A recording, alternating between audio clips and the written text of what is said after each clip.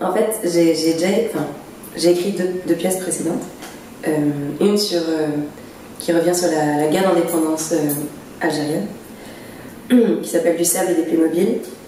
Et ensuite, j'ai écrit une pièce qui revient sur le parcours d'une journaliste franco-tunisienne qui va en Tunisie au moment des émeutes, des soulèvements en 2010-2011 qui ont mené à la chute de Ben Ali. Pour ces deux premières pièces, la façon dont j'ai écrit, c'était à partir de récits que je recueillais, soit auprès des anciens combattants algériens ou d'anciens officiers d'armée française, ou en consultant des archives, en rencontrant des historiens, des sociologues. C'est du coup des fictions, des fables documentées, très documentées. Et également pour notre sort de Palador du Jasmin, j'ai été à plusieurs reprises en Tunisie où j'ai rencontré des militants, des militantes et aussi des avocats, des journalistes, et où j'ai beaucoup lu aussi.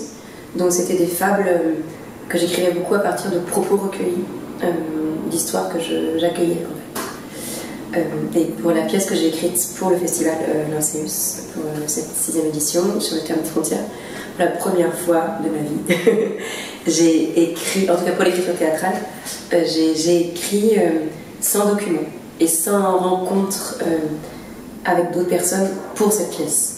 Donc j'ai vraiment... je sais que j'avais une piste de départ qui était...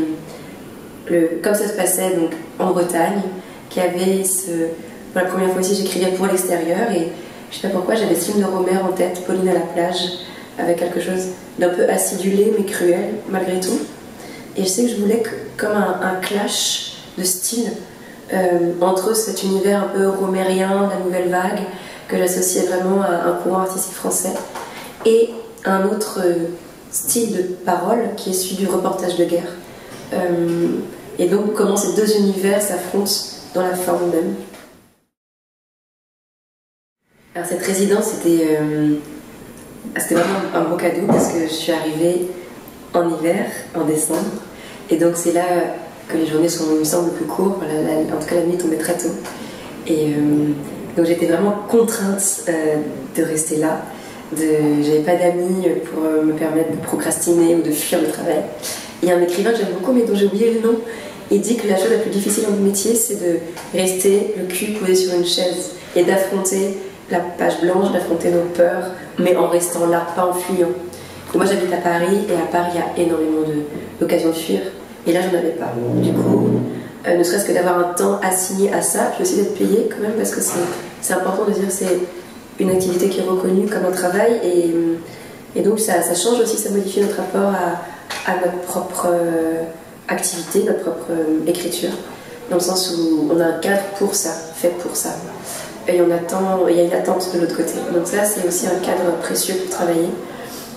Mais ouais, comme je disais tout à l'heure, j'ai écrit de façon quasi magique, dans le sens où je m'asseyais et les personnages parlaient. Et c'est pour ça que j'ai tendance à dire avec cette pièce que je ne l'ai pas écrite, mais qu'elle a été écrite par moi. Mais j'ai pas l'impression, moi, d'avoir vraiment écrit.